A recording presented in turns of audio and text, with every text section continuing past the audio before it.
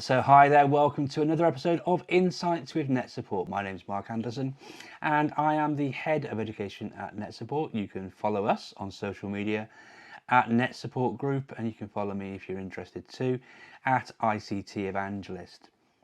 Today on Insights we're going to be speaking with somebody that I have known for a very long time. He is someone who has got an awful lot of skin in the game, as it were, when it comes to both educational technology, but he's also got experience working within the education space as well. I won't steal his thunder in terms of sort of sitting here and listing his full CV, but needless to say, he's someone that I both respect and admire in equal measure, having had a lot of impact through a bunch of different companies, and one of which he is now the managing director of for this company here in the UK. Therefore, it gives me great pleasure to introduce onto this episode of Insights with NetSupport, where we bring on an expert who we hope will shine a light and share some expert insights into a particular topical area of interest in education. It gives me great pleasure to welcome onto Insights the one and only Mr. Michael Wilkinson. Welcome, Michael. How are you doing today? Hi, Mark. I'm wonderful. Thank you. Thanks for having us on today. It's great. It's great to see you again. We've done a lot of work together over the years, so I don't need to introduce you, but it'd be good for our viewers to learn a little bit more about you. So perhaps if you could talk about some of your experiences in education and then some of your experiences in educational technology as well, and perhaps you could explain to me what you were doing outside the front of number 10 on your profile picture on LinkedIn. Long and jaded past there, Mark. Okay, I'll try and do that along the way then. So. I've spent my entire professional career in educational technology of sorts. So that actually started back. I think my first job in EdTech was working for Doncaster local authority through these things called city learning centres, which some people may be able to remember. But these were essentially funded by the department under the guise of Vector, and these were essentially centres that allowed us to explore early days use of technology with one particular objective. How can we raise attainment through the use of technology? That was the underlying principle of city learning centres. And I was really fortunate. That became my first ever job, straight from university. So I think it was 2003 or no, 2002 or something like that then. Anyway, a long time ago. I didn't have quite this amount of grey hair back then. But I was in this wonderful position there where I was working with many different schools across our borough in Doncaster, and whilst also studying an MA in ICT and education. And it really majored around learning psychology. And I was able to put theory into practice and live test it largely because that was our remit as a city learning centre. So that was my first, if you will, foray into EdTech. And then moving on from there, I after around 4 years, departed from the City Learning Centre to set up my first business, which was a games-based learning company called I Am Learning. So I Am Learning, some people may remember it, but it was not the first ever product to put games in front of students, but it was one of the first. And I think at a given scale here in the UK, it was perhaps one of the more pioneering solutions at that time. And through the next 7 years, that found itself into the hands of 12,000 schools around the world. So that sort of brings me to why I was outside number 10. That's a few years back now. But a lot of that was about export, because we'd also not only had a lot of schools here in the UK, but we'd managed to reach many different markets, one of which was Malaysia. Where we were part of a contract for about 10,000 schools over in Malaysia. So that was why I had that journey to number 10 back in David Cameron's reign, actually. So breakfast, talking with him and colleagues about international trade. But But that's also the dovetail to the next step of my journey in EdTech, was working with Frog. Frog actually acquired I Am Learning through that period of time of us working together in Malaysia and here in the UK. And people may well know Frog. Frog was a great global company, is a great global company that started life in the learning platforms sector, but developed its portfolio a little wider than that, both for individual schools, but also on a number of government contracts around the world, and is still pretty prolific around the world, and has also developed outside of pure school-based education now, as I understand, into the commercial market. So that was a wonderful journey, a really wonderful journey. And I think genuinely, I feel between I Am Learning and that step in with Frog, we've made a difference globally in transforming the lives of many, many young people through the power of technology, be that across some of that work in Malaysia, as far as Australia, and beyond. And fast forward to today, to complete that cycle, in Australia, I met this amazing company called ClickView. I'd had some relationship with them before, actually, because ClickView and Frog actually participated in a project together with the National Theatre to make National Theatre's productions available free of charge to every school in the UK back when we worked together. So a bit of trading history, but really got to know the team there in Australia, and it reminded me in many ways of I Am Learning. Actually, it was using video to engage young people. I was using games to engage young people. That was the sort of way young people were spending the time. Back when I did I Am Learning, the same principle was true with video, with what I saw with ClickView, and it gave me the fire in my belly again, back thinking around that early motivation of harnessing social practice in I Am Learning's days. So here I am at ClickView, supporting the development of ClickView here in the UK. It's been a fantastic journey. And alongside doing that, I also sit on the board of the Chamber of Commerce here in Doncaster, as well as two different multi-academy trusts, two very different, but equally compelling multi-academy trusts. So I feel I'm part of the furniture in many ways, Mark, but that's my long and jaded history.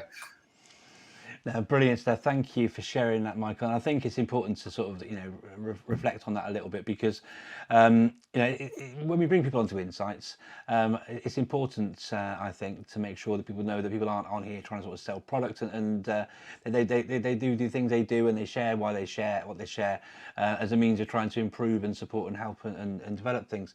I thought if we could just sort of dive into a little bit about the context of the schools that you're a trustee in, because they're quite interesting schools in and of themselves, aren't they? In terms of ClickView and the schools that we're working with? No, where you're a trustee at. Sorry. Yeah. So they aren't like a standard secondary school, are they? No. Could you talk a little bit about those schools a second? Is that okay? Of course I can. Yeah. So I sit on the board of two trusts. One of them is Brighter Futures Learning Partnership Trust. And that trust was set up. I sort of moved in and supporting that under the guise at the time I was president of the Chamber of Commerce. And we had a sectoral issue in Doncaster whereby we needed more engineers to fulfill the jobs that were available locally, but our local people weren't seeing them pathways. So this trust was set up from an outstanding school here in Doncaster, and it also it was set up, that school plus then a number of primary schools, but we created a UTC with an engineering and creative and digital focus, which I understand actually is the most oversubscribed UTC now in the country. Sufficient that we've just been given the go-ahead for a second UTC that's going to focus around the health sciences. So we'll have two UTCs here in Doncaster. So sat within a fantastic trust, with another great secondary and a number of fabulous primaries as well. And the other trust is called XP Trust. And XP stands for Expeditionary. And essentially, I'd be belittling it by saying project-based learning. Everything in the curriculum is dealt with very beautifully thematically. and is rooted in place, and is rooted with authentic purpose and authentic audiences.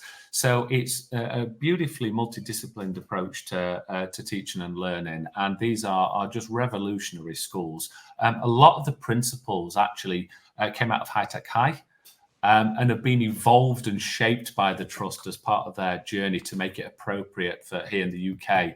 And globally, we have people coming into the schools to see what's happening. We've got 2 secondaries in Doncaster, 1 in Gateshead, as well as a number of primaries here in Doncaster as well. So internationally, people are looking towards those schools to see what's going on in terms of this wonderful revolutionary approach to educating our young people and creating amazing future citizens, which is at the heart of that trust as well. Brilliant. Thank you for sharing that, Michael, because as I say, there are so many amazing things going on in the Northeast, and people don't often sort of realise what the things that are happening up there, and the work and the stuff, particularly with the XP schools that have taken on the things from High-Tech High, which are obviously, again, very, very, very, very well regarded school over in the States. The things that are going on in those schools are fantastic. So if you'd like to learn some more, please do jump on and maybe connect with Michael. You can see his details scrolling across the bottom there. I'm sure he'll be very happy to refer you on. Obviously, you can then just search for XP schools and Private School Learning Trust. You can find out about those things and work within the UTCs there as well. Well worth a bit of time and exploration on that. But I wanted Michael then to dive into this idea and thinking around video in the classroom. Video is going to replace teachers, is that right? No, that's a horrible notion, isn't it? Absolutely dreadful notion. No, video is an absolutely wonderful resource type that teachers can use to support their teaching and learning. It's a medium of choice for our young people. We know it engages them. We know it's what they would actually choose given a choice. Seek out given a choice. But nothing replaces a teacher in my mind. You couldn't just sequence a great deal of video and say, go for your life, kids, even with all the wonder and promise of AI. I think that'd be an awful situation. But to complement what our amazing teaching profession does already with our young people as a way of engaging them, exciting them, hooking them, whatever the purpose of that video is, giving them more to then go on to further their learning, particularly to learn at their own pace, given that's a medium they choose. It's a wonderful complement, a really wonderful complement. It's a teaching and learning resource. But the idea of replacing teachers with a video, I think would be a horrible notion, actually. Yeah, you and I are on the same page. Obviously, I said that for effect. When I said that, I did see some research, and you'll know more about this sort of thing. But hopefully, you can signpost people to where they can find out about it. But I did read some research, and I know we've talked about this before in the past. Use of subtitles, Michael, can help improve literacy levels. And obviously, with young people watching TV all the time, there's that. Is it turn your subtitles on? Charity, which sort of, as I says, pop your subtitles on if you're watching, BBC or Netflix or whatever else it is. Popping your subtitles on. Could you talk a little bit about that for a second? Yeah, absolutely. So I think it's called Turn On Subtitles, the research and the charity you mentioned, which had, is really wonderful in its mission. Stephen Fry was one of the people who I think has been quite an ambassador for them. And the principle, one thing they were campaigning for was to have subtitles turned on by default on children's TV. And long story short, without citing the research, I'm sure there's a lot of it publicly available to have a look at. But if subtitles are on, people read them. Young people read them. So if that's on children's TV by default, we're exposing more and more young people to the written word as a tactic to get them reading as well. What a wonderful way in which to do that whilst they're immersed and engaged in content. And there's actually been a growing trend, actually, of adults that are doing this from a preferential point of view as well. I think even like you take some of the streaming services, where a lot of the stats coming out of there, that's something adults are beginning to turn on, but particularly younger adults.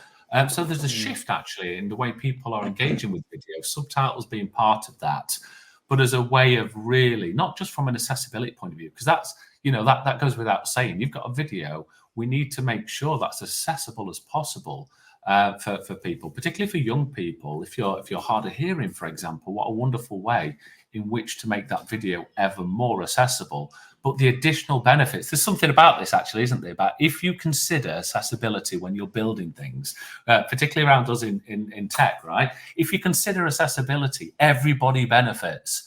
And subtitles is a wonderful example of that. And that fact students will, particularly at a time as well where we know reading as a skill is something. Let's take the primary setting, where there's government targets that we're all aiming towards. But because of COVID, we've seen a decline in reading standards. So as a way in which to get people reading ever more, a simple thing, having subtitles on, what a fantastic opportunity to just expose them to more and more reading potential. No, absolutely. And I love that point you make there about accessibility by design, as it were, when thinking about developing your product. There's a great quote I often hear Paddy McGrath from Text Help sharing. And he did share with me the provenance of it, but I can't remember off the top of my head. But he always shares this idea that accessibility means that you're making products which have features which are essential for some, but useful for all. And I think subtitles definitely sort of fall into that kind of bracket.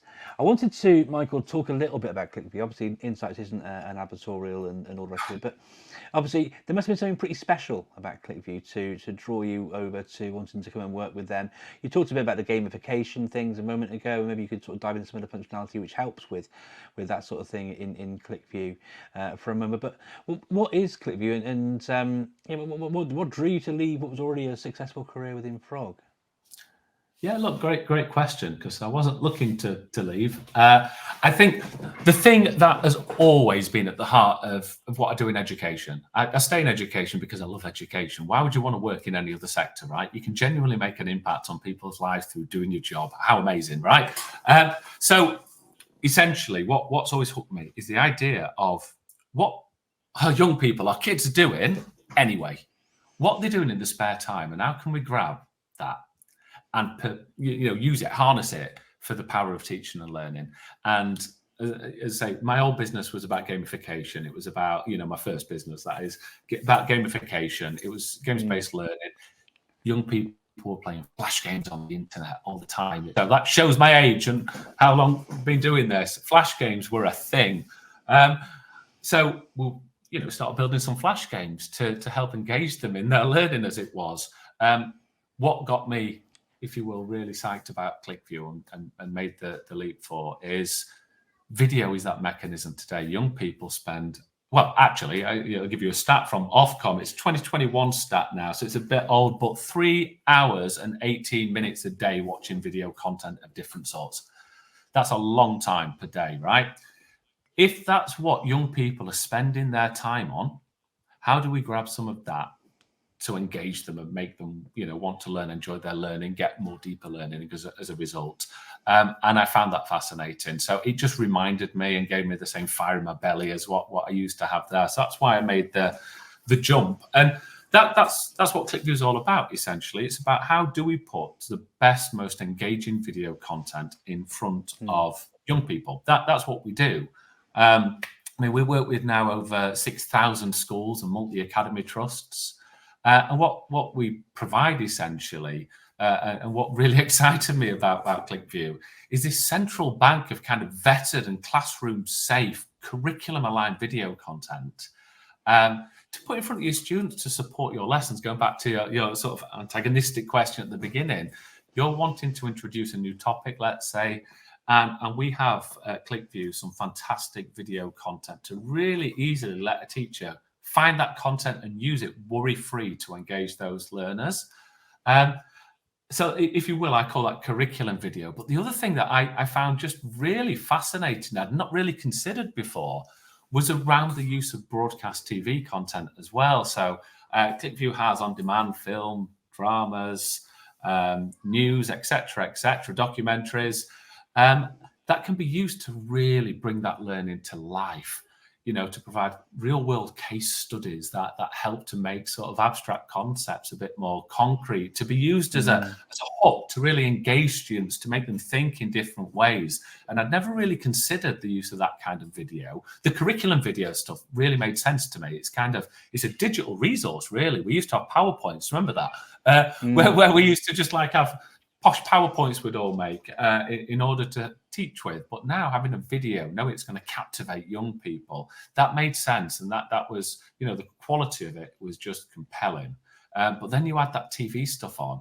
I just never really considered it in that way. And what a wonderful combination of video content to just give teachers and students to really support in teaching and learning in the classroom and beyond. So that's what made me make the jump, Mark. I just felt, it reminded me of the same principles of what I got into this profession for, actually. Everything I learned doing my master's in education, everything I learned about that, and ultimately I get to play with that every single day and work with some amazing educators along the journey.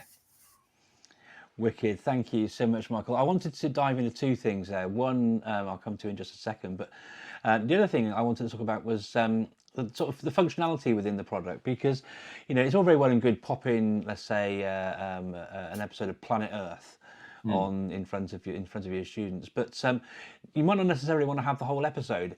What I love personally, having had a chance to play around with ClickView over the years, is some of the functionality that's in there, so you can sort of tie things into specific areas. I remember a demonstration you gave me from a Pixar film with inside around castles, I think it was, with inside a Pixar film.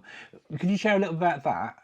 And then once you've done that, you mentioned the word safe, and so I'm going to ask you a question in a moment about safeguarding and the use of video, because sometimes the videos we get to see on some platforms aren't necessarily that appropriate, are they? So let's have a little think about, because safeguarding is important. We need to keep children safe in education, don't we? So I'm going to dive into some questions about safeguarding and video, if that's okay. Of course, yeah. Let me. I'll start then with the sort of functionality type thing. So, I mean, just really crudely, functionality within ClickView. It's about how quickly can we get a teacher to find relevant content. So we've got a curated set of curriculum where you can browse. Essentially, I'll take a primary setting just by way of illustration, where you can, as a teacher, click on English, click on grammar, click on verbs. Oh, by the way, you might have clicked on Upper Key Stage 2 or something like that, and curated. There are videos on verbs, not just a list, bang, there you go, but curated to help really guide teachers to the right video based upon what you're teaching about verbs. Because what is a verb is quite different to the different types of verbs. Through to even in that curation, little clips from films where there's a high volume of verbs to be used and some activities and things you can do with students to identify those verbs in films. So it's really easy to find content. That in itself is a capability, given the workload tensions we have in our sector. So that's an important piece of capability. The next one, when you found that video, I'm talking curriculum video here. You've got the video. You'll find things like associated resources that go with that video, because it's not just about watching a video, it's what you're going to do with it. So for some teachers, they might want additional resources and activities you can do in the classroom that relate directly to the content you've just had on. And even we provide interactive quizzes. You can add these yourself as well to any video in ClickView, but interactive quizzes which sit on top of that video. So in a classroom setting, as a student's watching it, question will pop up and it's a chance for discussion. In the case I was saying verbs there, that could be quite factual, making sure everyone understands. Let's say it's a concept like relationships. How do you think that made her feel in that situation? So it can be used for either checking knowledge or to promote discussion, or shared with students. It could be used, let's say, for a homework. To check understanding beyond the lesson as well. So, so you find the video, you've got resources, you've got quizzes, you can share that with students, and of course get reports to check their understanding. But the thing you were alluding to there, let's say we found a film. I'm going to pick Finding Nemo. So Finding Nemo, we might have that as a film that's playing, but as you say, you're not going to play 2 hours of that in your classroom. It wouldn't necessarily be appropriate to. So you can, if you wish. There's different scenarios. We've just had, the timing of this. We just had the Christmas break. I'm sure, again, I'm talking primary. Many primary schools may have watched the Gruffalo or something, just as a way of giving a reward to students. So you've got the whole film, but I want that 3 minutes where Coral's looking beautiful and vibrant. And I can play that at the beginning of my lesson as a hook, right? To show what coral looked like before notions of climate change, coral bleaching, etc. And so that's the hook for my lesson. So it might be that, or it might be the boy in the striped pajamas. So that could be something at secondary or primary for that matter, where you want to create a sensory experience. So you just want 2-3 minutes and you really don't want it to go on to the next scene. So number one, we've got focus. We've got focus because even in Finding Nemo, right, if it goes on to the next scene, Bruce the shark might say something funny. And you derail your students. You've just settled them down after lunchtime, right? And all of a sudden, Bruce the shark says something funny. The kids are all laughing, and that's nice, but you've lost their attention. Cognitive conflict. The moment's lost, isn't it? But in the boy in the striped pajamas, you've got a genuine safety problem, right? If it goes on. So we've got this lovely little tool where all you do, you click on some scissors and go zip. You just literally pull a bar. They're the 2 minutes I want, the 5 minutes I want. And that way, that's all that will play in the classroom. Or indeed, you can share that with students to watch beyond the classroom. That's all they will see. That way, you're keeping learning really focused. You're ensuring safety in certain scenarios. But it also makes it more relevant to that lesson. Because if you've got that 3 minutes, let's say, you can even add some quiz questions on that 3 minutes. So the students don't have to browse through or watch and skim through a whole film, or it might be a Blue Planet. If we're doing climate change, they don't have to watch the 60 minutes. They can if that's relevant. But if the relevant bit's 3, 5, 10 minutes and you put some quiz questions in that, you're keeping their focus and you're not distracting them with less essential items. Brilliant. Loads more to it than that, Mark, but that's kind of some helicopter view. Yeah. No, and having that additional functionality is really useful because, as I say, teachers love video.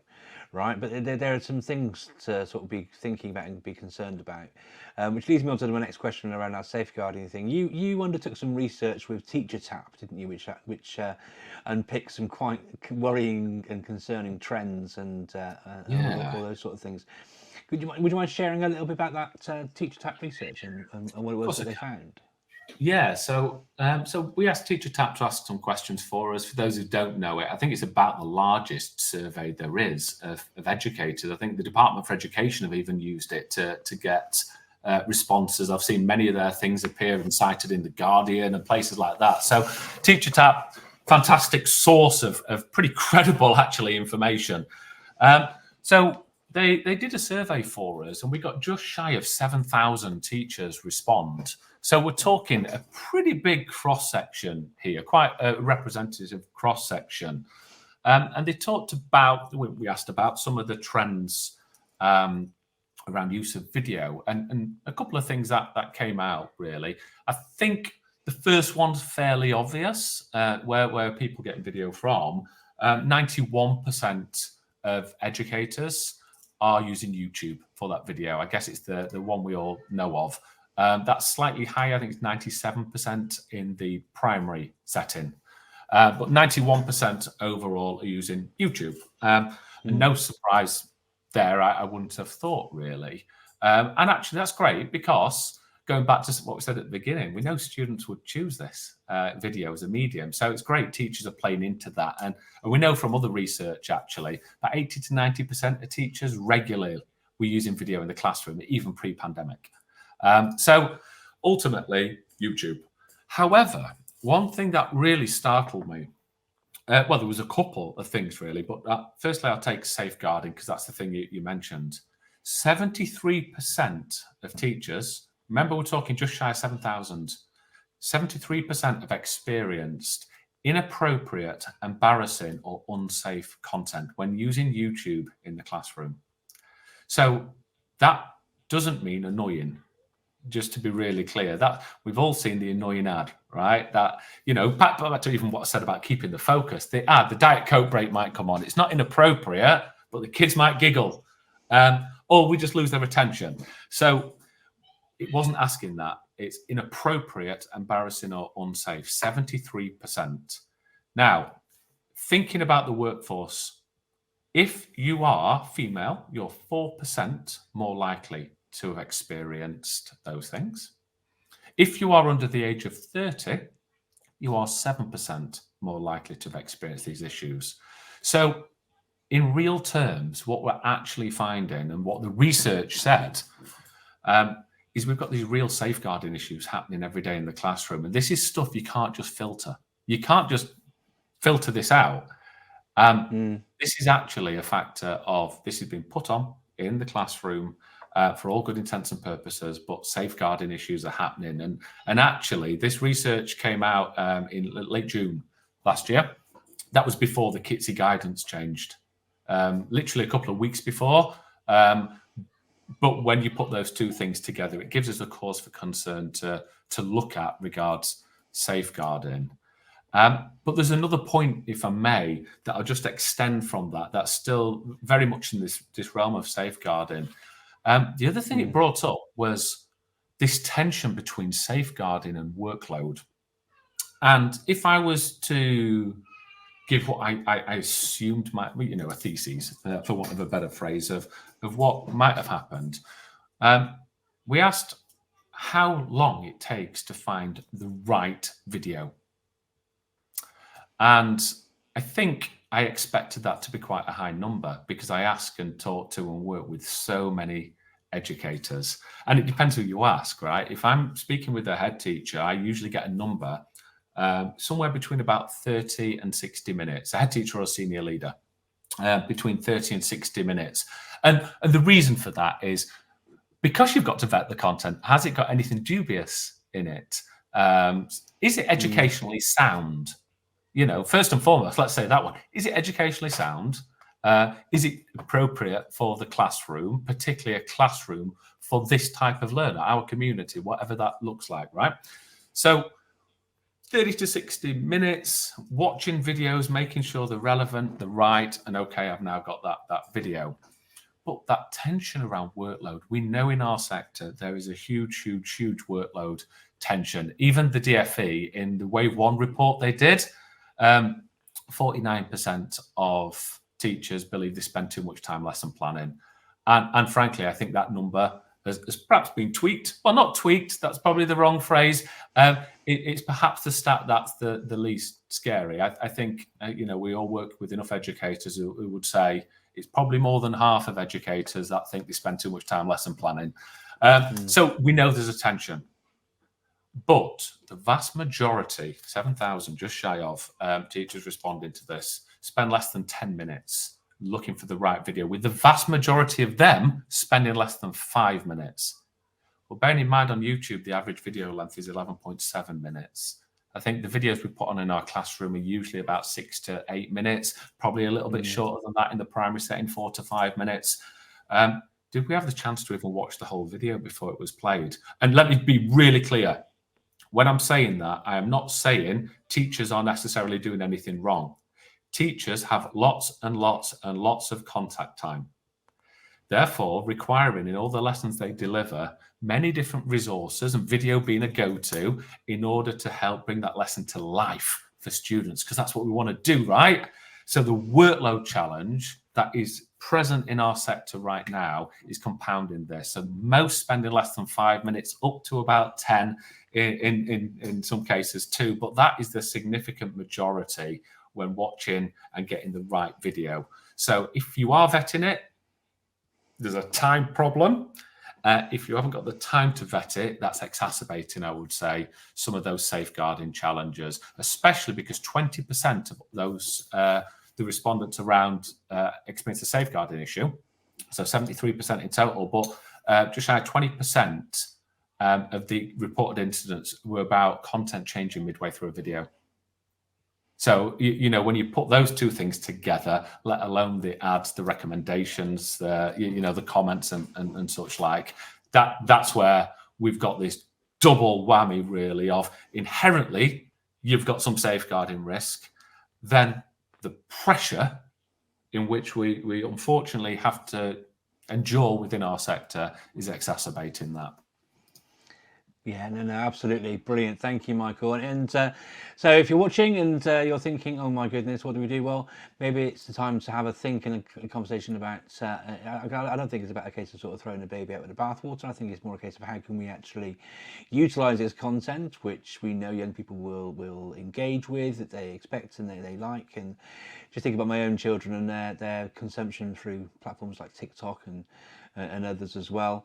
It's definitely a medium we want to continue to be able to explore, but how can we do that in those safe ways? That's some great provocations for some quite interesting conversations, I'm sure, for teachers, middle and senior leaders there. Michael, thank you ever so much for that.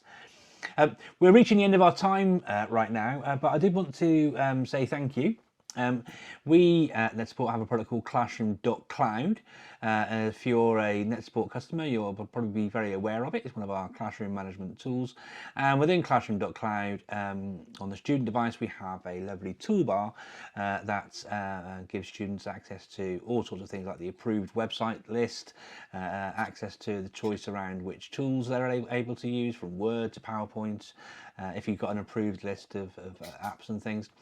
But on that toolbar, as well as all the other things that are in there, you on your admin dashboard in your school setting, you can turn on different Classroom.Cloud connectors. These are third-party tools that you can connect to, and so when children log onto their devices, whether that's a Chromebook, a Windows laptop, a MacBook, an iPad, whatever devices your children use in your setting, on your Classroom.Cloud toolbar, the associated tool is going to be on there for children to get quick and easy access to. And I'm very pleased to share the thing that brought Michael and I together on this occasion, although there have been a number of them over the years, but I'm very pleased to share that ClickView is now a Classroom.Cloud connector.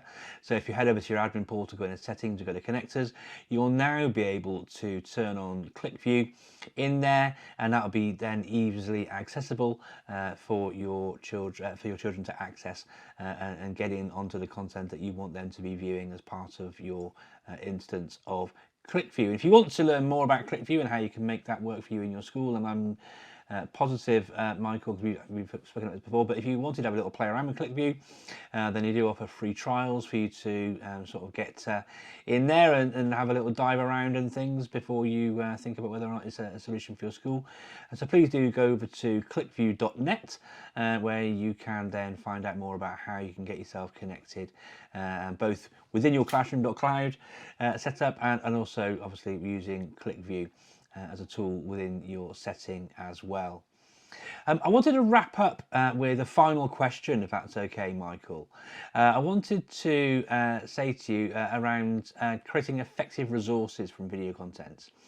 Now, I've seen some quite innovative things with some AI tools that can pull transcripts and do a few things with ChatGPT and all the rest of it. And we've mentioned the W word quite a bit. Could you share a little bit about some of the issues or some of the features and functionalities perhaps in ClickView even that can support teachers creating these effective resources from video content? Because like I say, it's all very well and good finding the video, but again, it's that worry and concern, is it actually going to be fit for purpose for my learners? Is the content okay? The time it takes to watch an entire video as well. Could you unpick some of those strands for us to sort of wrap up the conversation? Yeah, look, of course. I think, well, there's a few different camps, isn't there? In many cases, a lot of teachers, you've got your lesson plans already done. So what you're looking for a video for is simply just to enhance that lesson or just to help to introduce that topic. So if you've got that, it's just a case if you want a video, and indeed you can very easily embed that. If you've also got that digital curriculum somewhere, you're running it from a particular page source, etc. Dead easy. You can grab that and embed it and push it into your existing plans. As Mark mentioned, there's plenty of tools around building content. Ultimately, like the AI tools do these days, I think a really great job of being able to give you a starting point. You've then got to do the work and mature that and look at it yourself. But what we do at ClickView, we've got a content team. Our content teams create resources directly based upon that video content, not just in terms of here's the content and a resource which says the same or ask questions just about it. That's got a bit more cognizance of if you're using this resource, it's because you're teaching this particular part of the curriculum. So the resources are really about not just what's in the video, but extending its use and also looking at times at how you might use it in a cross-curricular sense. So it's beyond just a bang purely on the transcript or however some of the AI tools might do it. So we provide those as various different PDFs and other things that you can use. So what we're very aware of, it's not about play and pray, very much in terms of the ClickView content. It's vetted.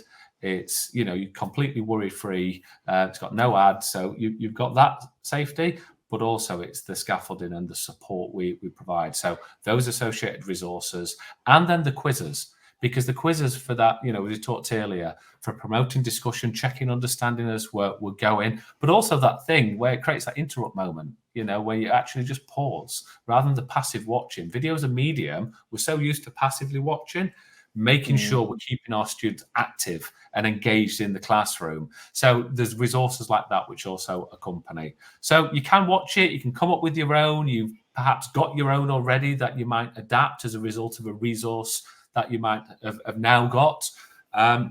Or in many cases, like with ourselves, there's things which have been done for you to support, because it's not just a video, is it? At times it can be, but it's about, you're teaching a lesson, you're teaching a concept, you're teaching a whole topic. So you want the associated resources to support you with that journey. Great stuff. Thank you, Mike. And so I'm mindful we're kind of out of time, really, but there are so many other topics that we could have dived into. Flipped learning, for example.